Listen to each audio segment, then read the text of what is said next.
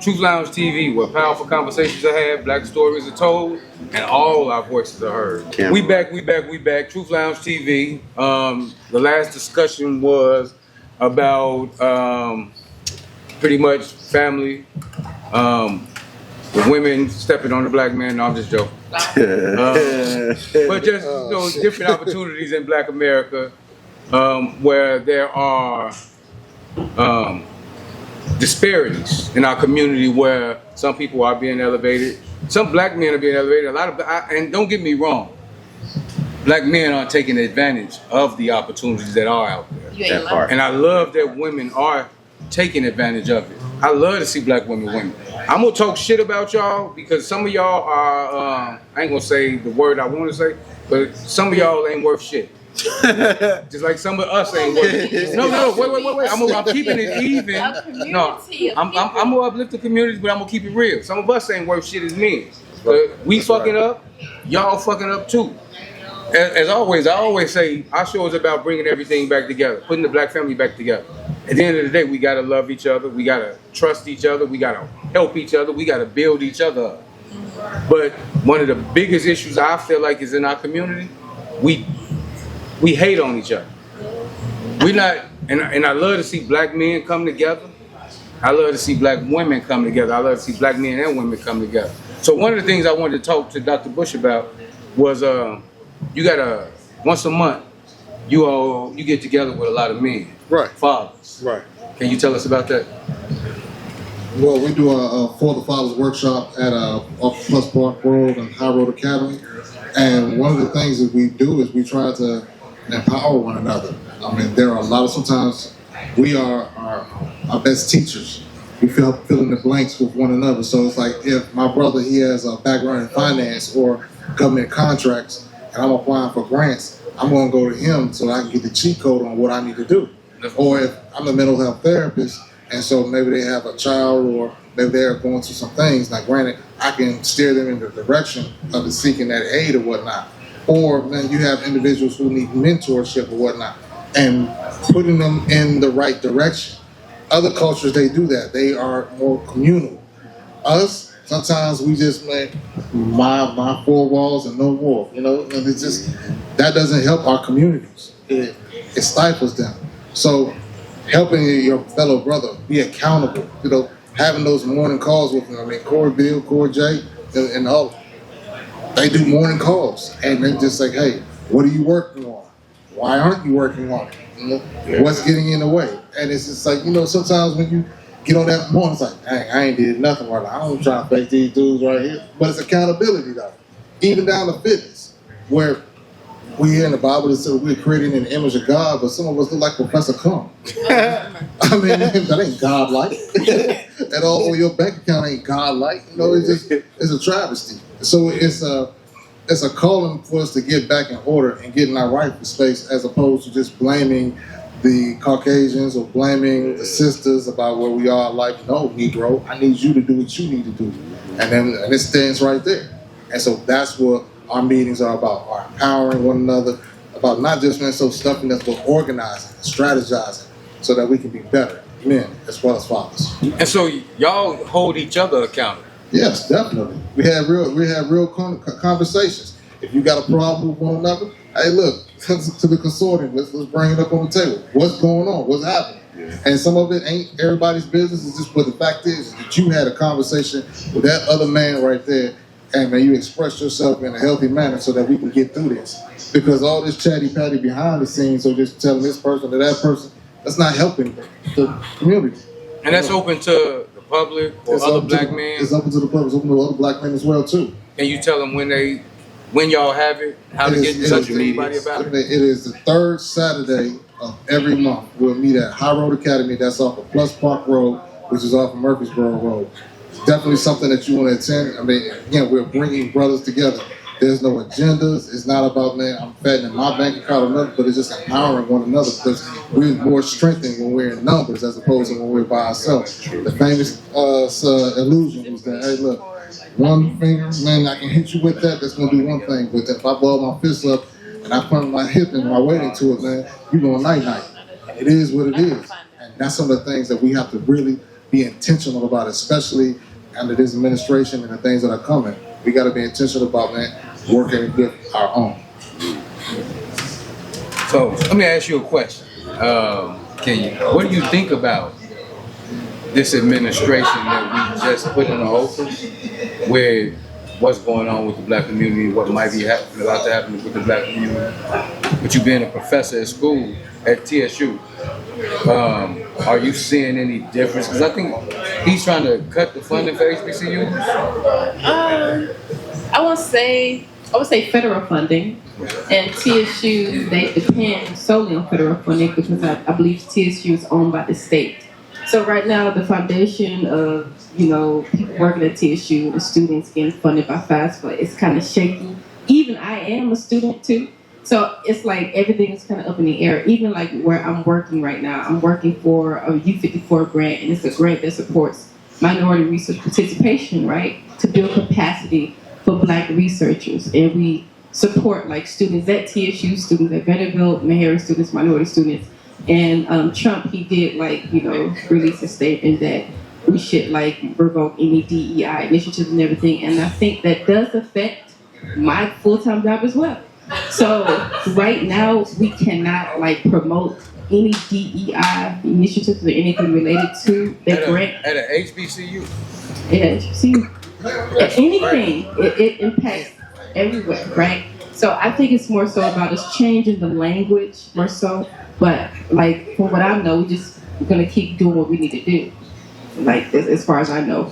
But I feel like every week changes. It's always something new that Trump does. But as of right now, we just gonna have to pray and just keep doing what we're doing. Put our heads down because this is nothing new. Back in the day, we had to deal with a lot of disadvantages from the government. So we survived then. We can survive now.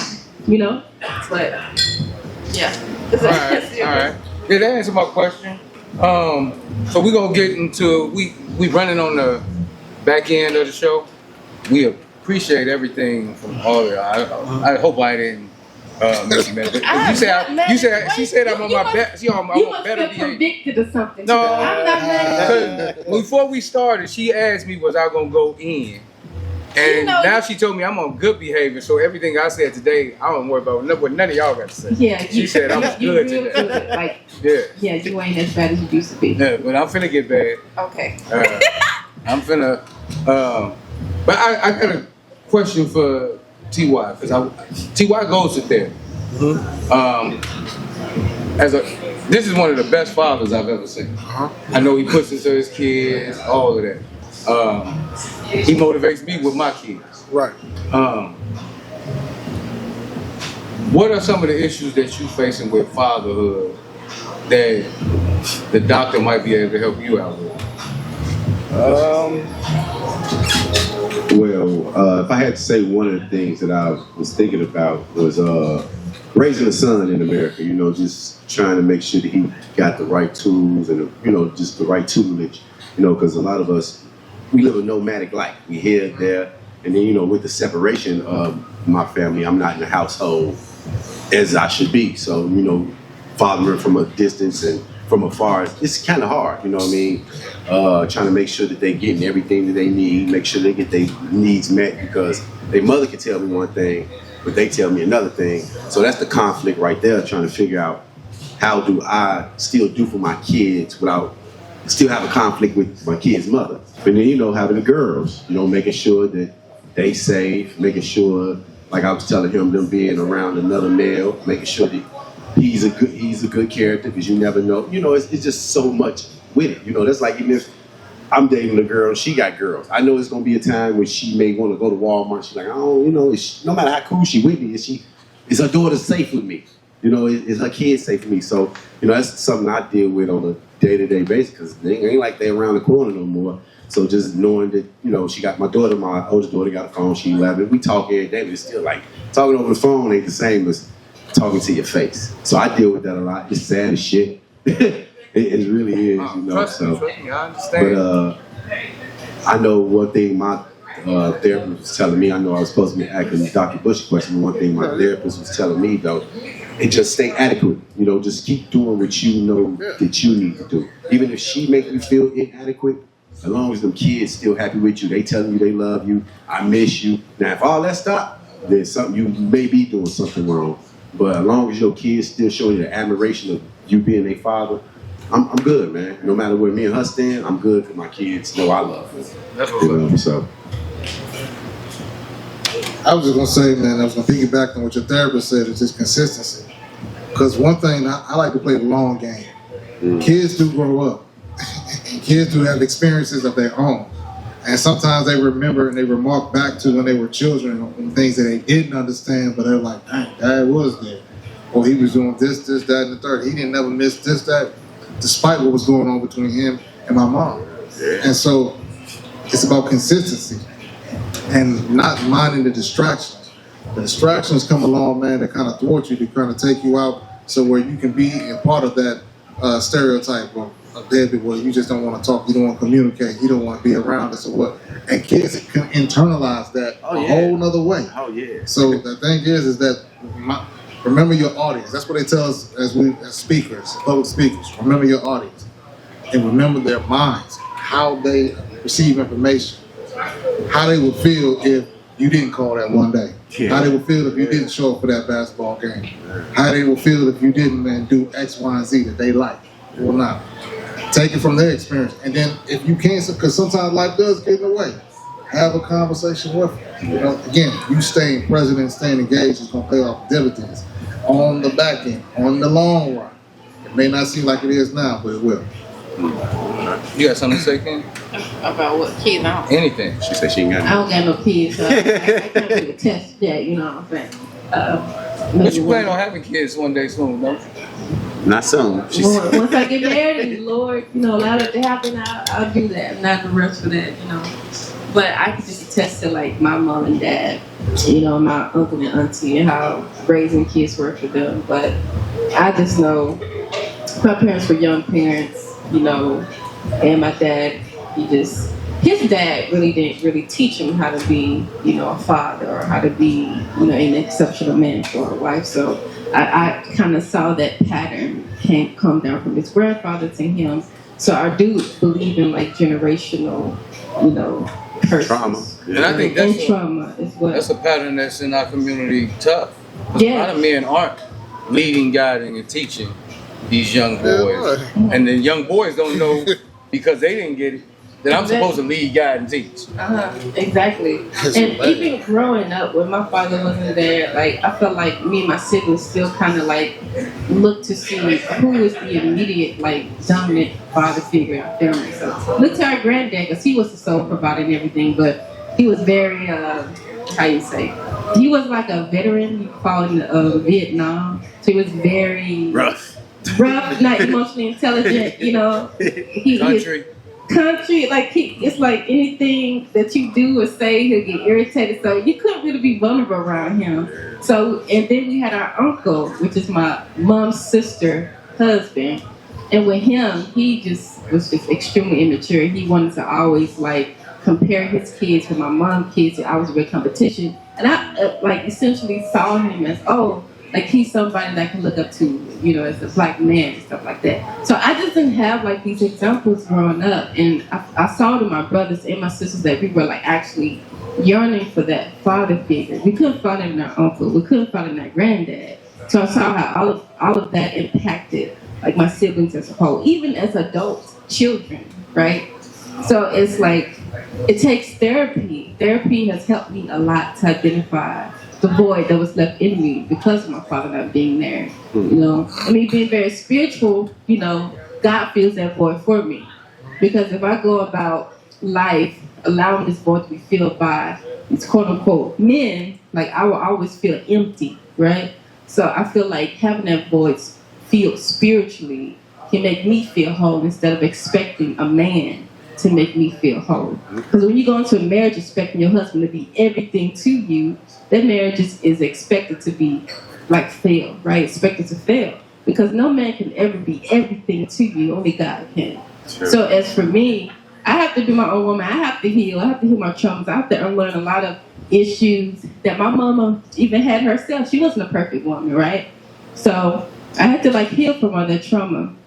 And it took time for me all throughout like my 20s to unlearn some things. How to learn how to submit to a man. I was like, submitting to a man for what? So he can hurt me like the day he hurt my daddy, right? But the thing is, like, when women hear to submit to a man, they hear like, you are weak.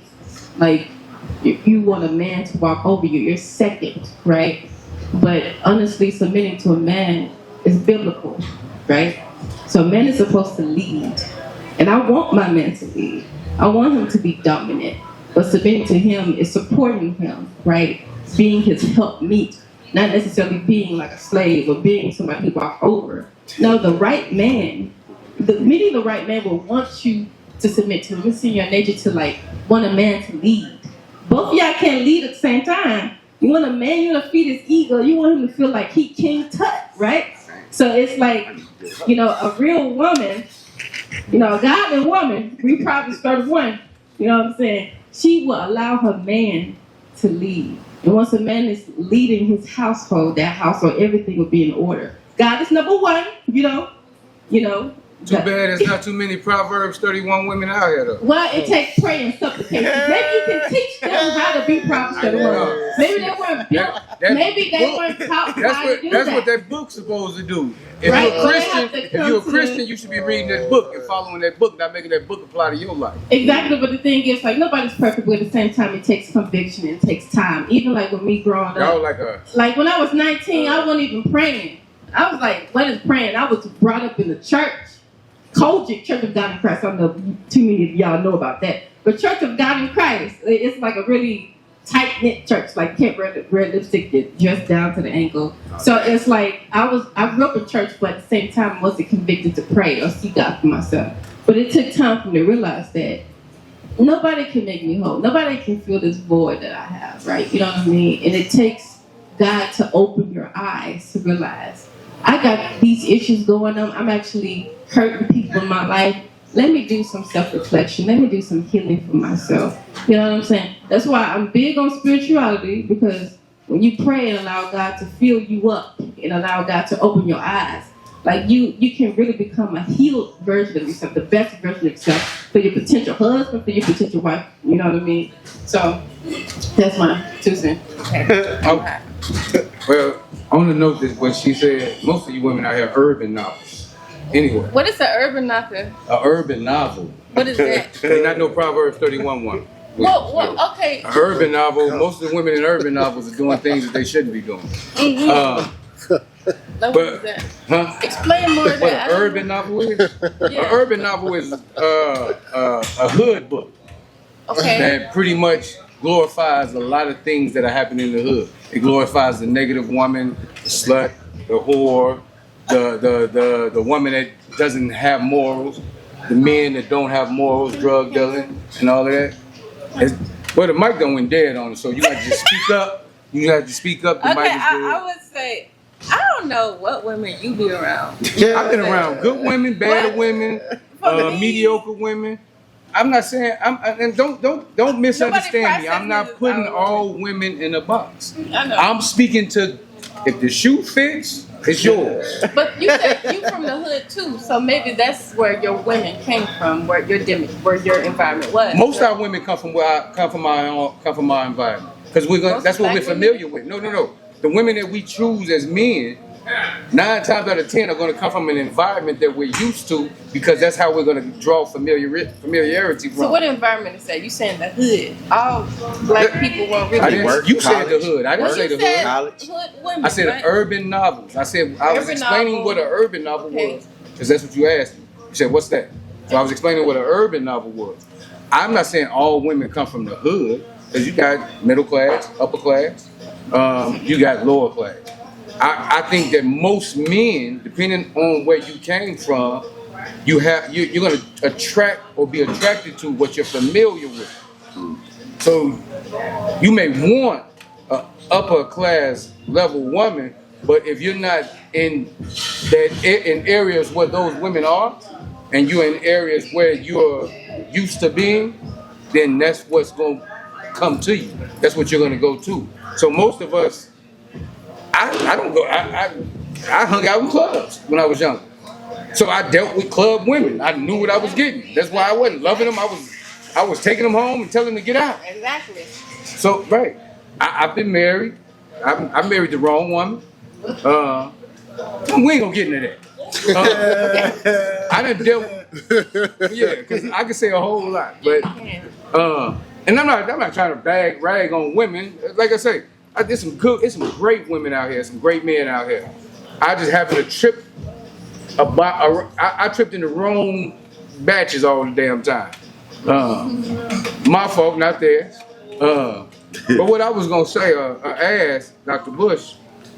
Well, I was gonna say, piggybacking on what you're saying, like with being a co-parenting from a situation that was separated. Like I've learned, I was in a relationship for like 7 years. Okay. My last relationship, I was in a relationship for 7 years. Thought I was gonna get married. Ended up having a child. I got a 3-year-old little girl. And I didn't realize what a lot of men that have been in those situations, when you lose that, like coming home every day, you know it's unconditional love waiting for you behind that door. It ain't gotta be your woman. It's them kids. Right. So when you get into one of those situations where the relationship ends, a lot of women think men out here he just out here running the streets. He's out here doing him. But a lot of men are suffering in those situations, and they may need therapy. Right. Because speaking for myself, I sat back and I isolated myself for about 6 months. All I did was sit in the house. I go to work. Give me about 3-4 hours of rest. I'm at work again. Give me about 5 hours. Go work 8 hours. Go give me about 3 hours of rest. I'm at work for 10 hours. And I isolated myself. I just sat in the house. I didn't do nothing. But I started realizing, like, what I'm missing is opening that door and my little girl running to me. What I'm missing is not even that, but her 2 sons. Just the banter I would have with them. That destroys a lot of men to a point where depression kicks in. Unnecessary actions kick in. Stress. Putting the wrong things or putting the wrong things in the wrong positions kick in. I'm just saying, that's a way of not dealing with it. Right. And so I know it's a lot of men out here co-parenting and struggling in those co-parenting situations. Speaking about myself, 'cause I'm struggling. Right. That's one of the hardest things. I done did time, didn't cry. I sat in the front of the judge. He said, "You got 100 months." I didn't count the 100 months. I just went and done it. I didn't cry. I never shedded a tear. But I've come home sometimes, and not having that little pitter patter of feet meet me at the door, that broke me down. Yeah. So, what would you say to me in those situations? How do you rebuild yourself up after taking that type of hit? I mean, that's tough, and that's not something that can happen overnight either. One is you need a support system, strong support system. I mean, whether it's your mother, your father, your trusted friends, or anything along those lines, you need individuals in your life that are going to help you through that transition, because that's what it is. It's a transition. It's like a death, because life as you knew it before is no longer like that. It's cut off. Again, you can go down the hall to the right, there your kid's room right there. Now, it ain't like that. And so, that attachment, the brain has to do some reconditioning at that point to find out what life is actually now, as opposed to what you want it to be. You know what I used to tell my ex when we split up? I feel like I'm in a jail cell again because all I got is 4 walls. Yeah. I ain't got it, and I just tell her, like, it's a difference for you because you got love at home every day. Yeah. For me, all I do is go to work and come home to me. I can love me, Right. but I can't give me what that little girl gave me. I can't give me what your little boys gave me. Right. That was my motivation to get my ass up and go do everything I did. You see what I'm saying? That's right. You took the motivation, and I had to go and find another way of dealing with everything I had to deal with, Right. and put shit in the way so I could find a way to motivate myself. Right. And I think a lot of men, and I'm not saying women don't suffer and break up. Right. Because They do as well. just because the bad part, I think for women, you got to sit there and look at them kids every day. You got to see their father in them every day. What would you say to the women? Again, I mean, I think that goes along with the healing process of it, because a lot of us we use healing as a trivialized and a sexy term nowadays, but it's some deep and it's some dark work. Asking yourself, how did I get here? You know, what was my role in the demise of this relationship that led to where I'm at right now? A lot of times we point the finger at the other individual, but guess what? You picked them. Oh man, you allowed that person, man, to enter your space, and y'all did what y'all did, and now you have what you have. You got to take accountability for that. Definitely. Men as well too. I mean, sometimes we pick individuals based aesthetically on their beauty, but we don't know anything about what their morals are, their values. We don't even know if they're in alignment with our values. It was just, man, something to do. And something to do came into being in a space where it lasted a whole lot longer. I tell clients all the time, man, I said, don't make a hookup a relationship. A hookup is just a hookup. You know? It's been a hookup. Get out. Y'all just have fun and everything, but don't just go and try to extend that to places where it doesn't need to be. Because that's not what this is. She don't align with your values, you don't align with hers. But again, in that healing phase, that's when you should rediscover those things. What is it that makes you you? What do you need? You know, why didn't that, okay, we weren't aligned on this, that. How important to that is that to you? Very important. Okay, cool. So, man, don't go past go. Don't go click $1,200 on that one. Don't do that. Because that's not going to be favorable for an outcome for you in the end. So you think in relationships, you have to be aligned? You have to have commonalities?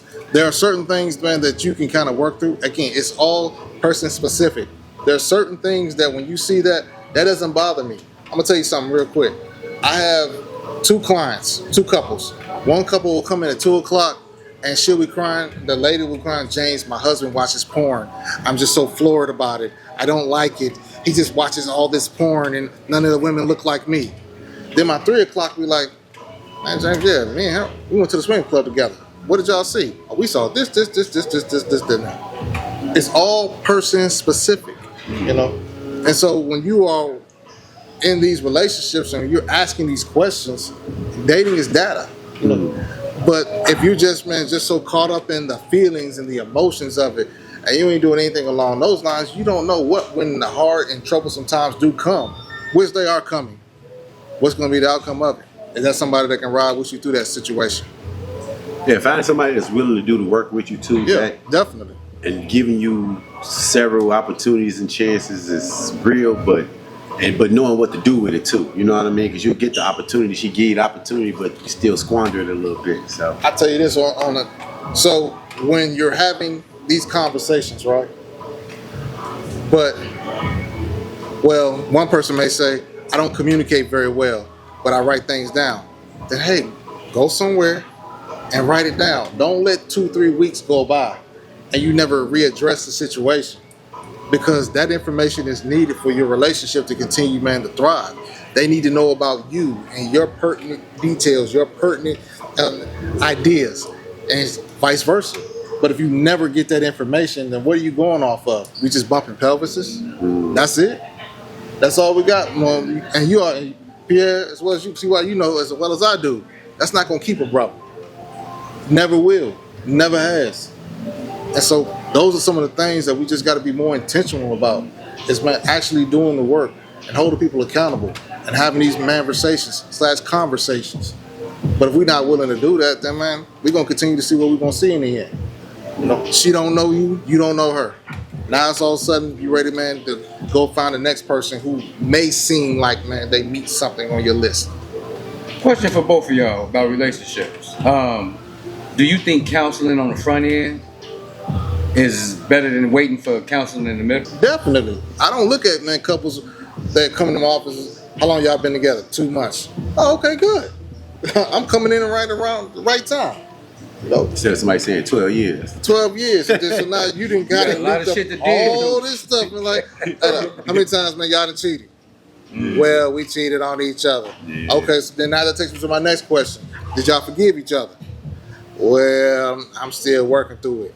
8 years later, you still working. It was a give back. Like, good God Almighty. So we got a little bit more going on right here, you know? And again, stuff like that, it keeps relationships and individuals apart. Because now she don't feel safe and secure by him. He look like, man, she done shut down the shop in the box. So then now, I mean, what are we gonna do next? Now he kind of like, all right, I'm looking for somebody else to do, cause she done shut it down. It's simple. Look, man, it's simple stuff that keeps us divided. But we don't want to talk. We don't want to be vulnerable. We got egos and pride. And what is that getting us? Nowhere. No. I agree. Cause I since I've been single and had to look at myself, I joke a lot. I play a lot when we on the show. I say anything, like I said on the last show. Make sure you listen to me, but don't listen to me. But I realized, I had to look at myself and say, okay, well, this is why I fucked up. Right. This is why I fucked up. This is why I fucked up. I could keep on pointing the finger, knowing she fucked up, Right. but I had to realize both of us was learning how to Yeah. be in a relationship, Yeah. and we didn't necessarily take the proper, didn't properly prepare in the beginning, Right. so we paid the price at the end, Right. or paid the price wherever it ended. True. And now I keep telling myself, if I ever really do get in another relationship, and like I said, I'm 50-50 on counseling, but I do think me going to counseling with somebody that I'm trying to spend the rest of my life with in the beginning will help me spend the rest of my life with them. My brother, the NFL Combine, NBA, how much money and time and scouts do they put into evaluating these players? They've been watching them since they was in middle school, in high school, in college. They know who's coming down the pipeline. They know, okay, his whole family tree. They know he's son of a former player. He's son of from whatever have not. They put time and invest into those things of knowing who the person is in front of them. But we don't, for some reason. We learn as we go. We learn. We assembled a plane after we jumped off the cliff. Damn. And how So- much sense does that make? Is sex bad in the beginning? Yeah. Because I call myself a demisexual. You know what that is? Yeah. That nigga C-section. That mean he ain't gotta have no feelings for your ass too. I sure don't. You know what I mean? As You long got as you don't do what I need you asexual. to That do. mean they gotta love you, you gotta hug, you need all that. But a demisexual is a person I have to form a physical bond with in order to have a relationship with. Oh, okay. And my physical bond is gonna be you bent over. Shit. If you ain't willing to do that in the first 30 days, then you can go ahead and hang it up.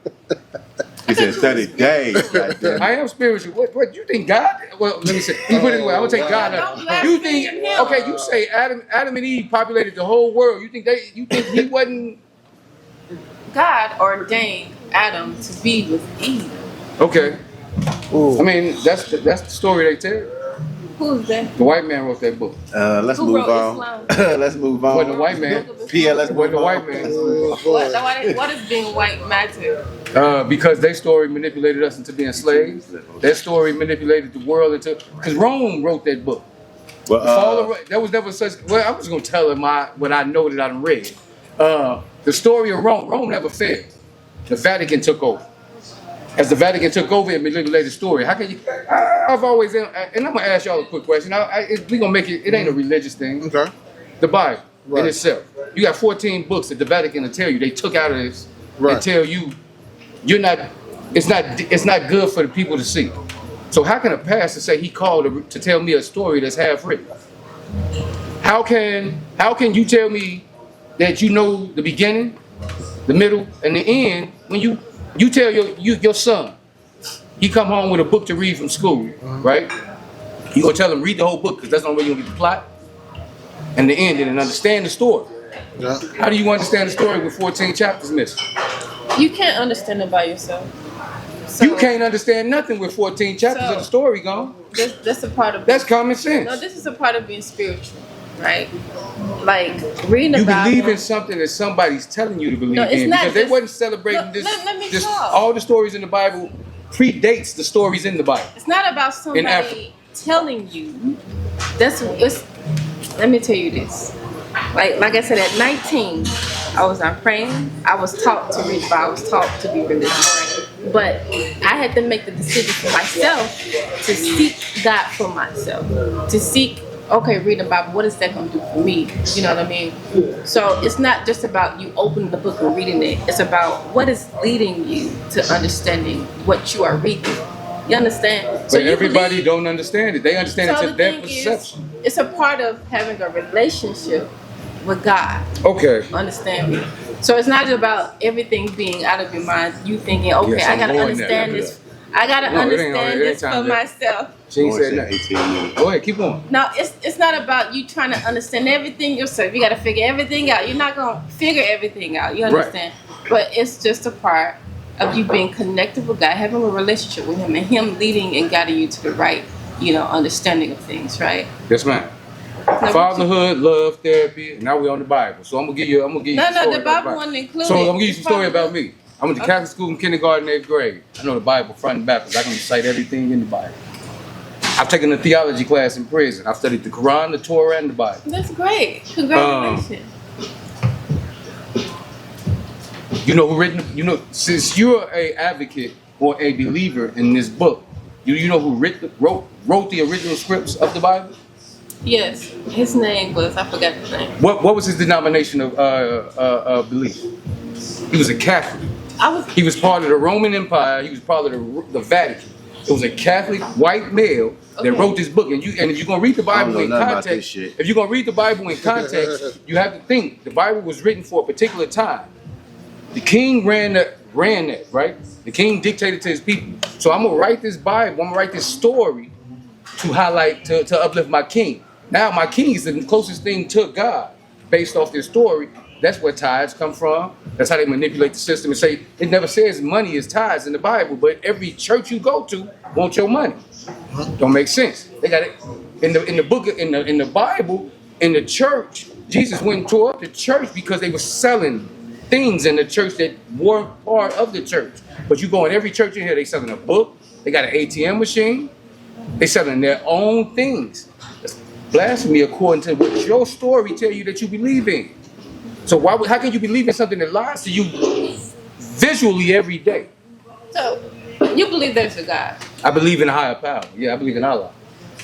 Okay, so this higher power, I believe in God, the higher power. So if I pray to God to lead me to the right direction, to give me the resources to understand who He is, when this higher power of God will lead me or let me know what you're reading is not me. What you're reading is not true. Because from my experience, me seeking God for myself, reading the Bible, having a relationship with God, Him giving me the resources I have, like it has always been beneficial and supernatural for me.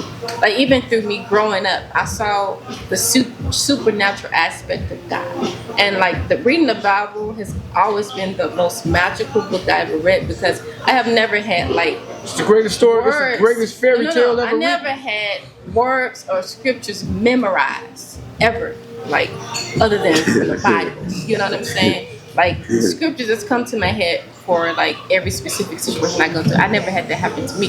So that's why I say having a relationship with God will give you more clarity about what you're reading. Like, and if God give you different resources to read, if He leads you to something else, and that's something different. But for me, I can only attest to my path. And I understand what you're I can only saying. attest to my journey, spiritual journey with God. But if you're going to relate God and the Bible together, then that means that you have to stand on the Bible. You have to live according to the laws of the Bible. Yes. And you can't make the Bible live according to your lifestyle.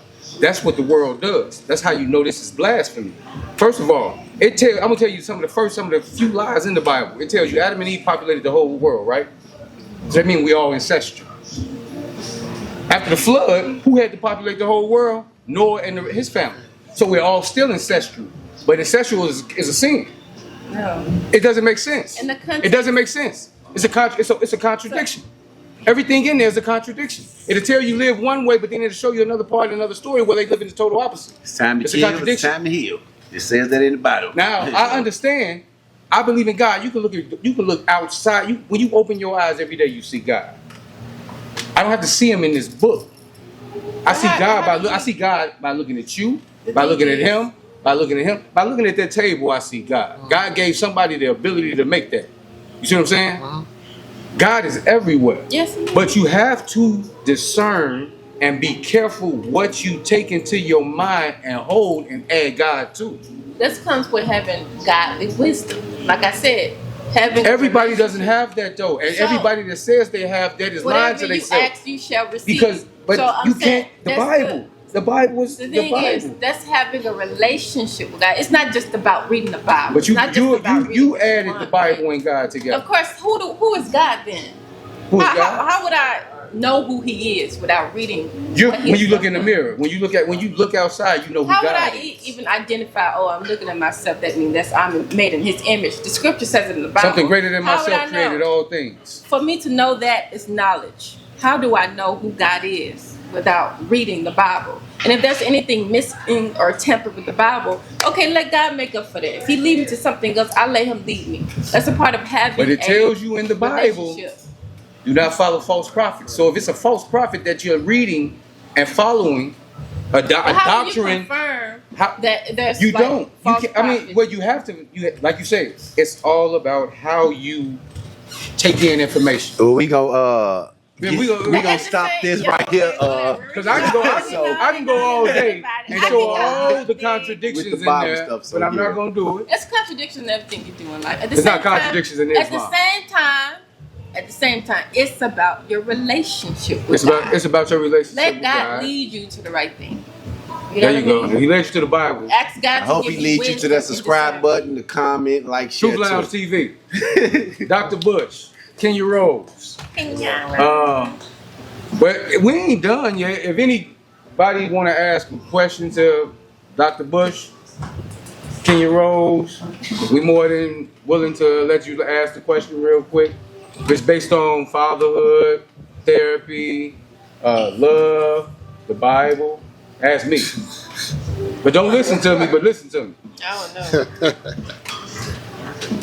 People kind I'm gonna give you facts. You can look up father, you can look up my facts. Well, I guess nobody want to ask no questions, so I ask questions. Give them time. Well, we got time. I said, let them. Where's the microphone so they can ask? You know, It's right there. Supposed to be right is that there. working?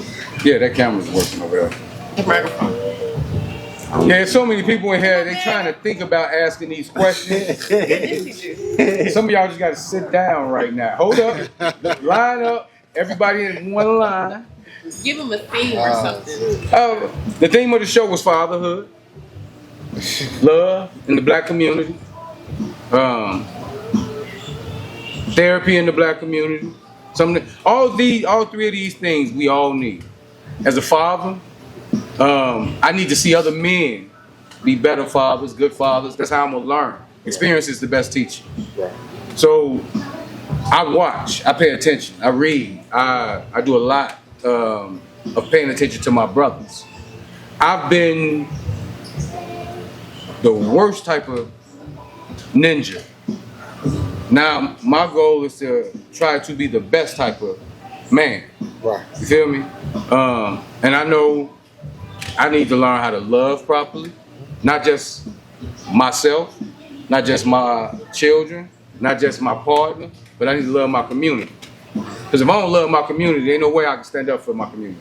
Ain't no way I'm gonna stand with him if he's standing up for the community. And I want to stand with other fathers. I want to stand with men. I don't want to stand. All you suckers can get behind us at the end of the day. And I want to stand with strong women, as I said before. Miss Kenya Rose is on this stage. I like fucking with her. But because I feel like you're a very intelligent person, woman. I feel like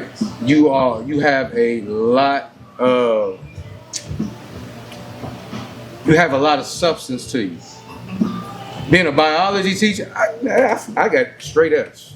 So if you can teach biology, you definitely holding your weight. I think anything science is something that we need to excel in our own community anyway, because we falling victim to their science. Just like we're falling victim to their stories. And just like Dr. Bush, he has a book that we should all invest in. He has a therapy practice that we should all invest in. Tennessee State, where Ms. Rose works, we should all be investing in. Everything black. we need to invest in each other. We need to invest in. Like I've always said, the purpose of our show is to bring community together. Most importantly, bring the black family together. I hate that I'm not in that father type role as a family man, father, lover, provider, protector. I got to do all that shit from a distance. And I know it's a lot of brothers out here that Like that. hate that situation for them, but it's because of our choices. It's because of our actions. It's because we didn't be responsible. We either wasn't responsible or we chose a partner that wasn't responsible. Yep. I think a lot of women that watch our show think I down women, think I'm a chauvinist, but I promote black women as much as I can because right now they're leading. I'm trying to get men to follow their lead so we can overtake their lead and stand in front of. They can just take the lead. They don't have to follow the woman lead. They know Well, what to do. but if you're in a position of leadership that a lot of y'all are in now, the men that don't know how to lead, that weren't taught to lead, and you're already there. A woman can't teach a man to lead. Well, how can you teach a boy to be a man? No, So why are women leaving their men trying to raise their boys to men? I don't know. Maybe Oh, Lord. the man got something to do with the man. See, you gonna open up Pandora box for me. It's not a Pandora box. It's the fact that the man is not there. It's just gonna be a goddamn The women are putting the men out. The men are leaving the men. Statistics say women are walking out of marriages more than men. Why? Over 70% of black Because marriages we tried. are being That's why. destroyed or are ending because of the woman, not because of the men. You can't say every man out here cheating. Some of these women egos is too big. Maybe they don't know, and it comes to me too. I told you that I had to take time to know how to submit to a man. I blame my ex's mama. Do you know what I'm saying? It takes me time. She didn't teach her how to be a woman. I'll To be learn editing how that to out. you like Don't being edit that out. a South woman and know how to submit to a man because it's been embedded. I blame in my me. ex-wife's mama. It's been embedded in me to be dominant, right? Right. To be What's she overly saying? ambitious, to make all the money. Because my father didn't make the money. My father wasn't a provider. Can't depend on a man for what? What is the standard of a black man? But you can depend on a man. I know that, right? So the thing is, that's a cycle that keeps going and going and going. That's your way. When the children don't have a father, especially daughters, when they don't have a father, they gotta be dominant. They can't trust a man, right? But They don't have to be. They don't make it right. So me growing up into the woman I am now, Pink. I had Close it to learn. Okay, Close it out. I have to depend. Listen now. Are we listening I had to you? I had to learn how to depend on a man because I want to depend on my husband. I want my husband to lead me in the right direction. I'm tired of leading. I want my man to lead, and I follow you. That let me not say that. And I follow you, husband. You understand? But that takes time, right? And unlearning trauma. I don't have to do it all as a black woman. We all are excellent. I want my black man to be excellent. Definitely. I'm tired of seeing African men being doctors and not African American men, right? I'm tired to see a black woman being these surgeons. And what a black man? That's a surgeon, right? Rappers. With me working at the medical hospital at Vanderbilt, I have not seen a African American doctor. Is they either None? None. Women or men? No African American women doctors or African women and men doctors, but not African American male doctors, right? You understand what I'm saying? So me working at Vanderbilt for like almost 6 years, and I've been working in the OR and different surgery units. Like I didn't see that. I want to see most Black all my men don't black like men. school. Well, they need to So- I ain't learn gonna how say to that. like it. They don't like school. Black men, Black they men are don't like intelligent people. Yeah, but they don't like school. I blame I ain't gonna say that. society and I blame Man, society the had us corrupted thinking family you ain't household. making no money here. I blame generational shit. curses. I blame society that tries to tell the black man get nothing, and it's a lie from the pit of hell. You are something. But, black men, take lead. I'm Take the sorry. lead, black man. Please take lead, man. We depending on y'all, man. We're gonna close this out, but we wanna. It's been a lot of shit talking from me mostly. A lot of information from Dr. Bush. A lot of information from Kenya Moore. Cut out the white. Kenya Rose, I'm sorry. A lot of. ain't From, Kenya. I don't know why I said Kenya Moore. I was, Hey, she take she out the- talking about me? She talking about me? She might, I don't know. I take it down through that. A lot of information from TY, but we always want to close out on a good note. You know, I start off and we'll go this way. Just saying something positive, trying to bring everything together. I appreciate you, Dr. Bush. I appreciate you, Miss Rose. I appreciate y'all intellect. I appreciate the stories, the conversation. I love everything that you're doing. That's what made me reach out to you. Right. When I saw a post, I can't remember what the post you told me, which one it was. I put so much out there. It was about triggers. Yeah. And when I read them, I was like, me. Yeah. God damn, this whole thing is me. But I think everything that may have been said may not be for everybody that's listening. But True. it's definitely something to think about. Keep the conversation going. Keep the thought going. Find ways to make our conversation better for you and better for everybody as a whole. Because, again, the objective is to bring us all together. We can't fight 50 fights separated, but we can fight 100 fights together. I love all my people, and I'm not even all black, but I identify as black, and I'm gonna die as a black man, and I'm gonna continue to live as a black man. Ms. Rose. I would say, black men, you are loved. Black men, you are talented. Black men, you are worthy. Black men, you are leaders. Black women want you guys to lead. We tired of leading. We tired.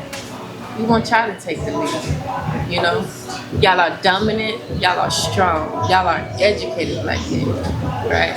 So I just wanted to just say those affirmations like a book. You know what I'm saying? Say the affirmations out to the black men because they need to hear that from black women. I'm tired of hearing the badging from black men and black women on social media.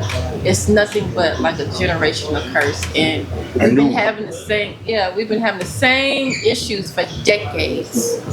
Right? We need to unlearn that trauma. We need to stop tearing each other down. For what? To what end? What are you benefiting from tearing down your black brother, your black sister? For what? You know? So I just want to just let the world know, let the black community know that we need to stick together, especially at a time like this where the political climate is dividing all of us. We need to stick together. Right? That's it. Dr. Bush. Short and sweet, man. Love yourself and try to do better to love one another. That's it. Hey, Yeah, that's what I was gonna say. Something short and sweet, like he said. Which I don't even know no more. Cause I was too busy listening to her. She was long-winded as hell, man. Man, I'm saying everything that's come from my heart, man. I really want to see black people win. She sure made me lose straight in my thoughts. I was over here like, let me. I ain't lose my get it. thought. You already said what you had to say. We gonna close this I show always out. got something to say. Appreciate y'all checking out another episode of Hey, Truth I ain't got Lounge. no red cup, but make sure you get you a red cup. He had a clip cup today. Yeah, I had a clear cup today. Peace. Truth Lounge TV.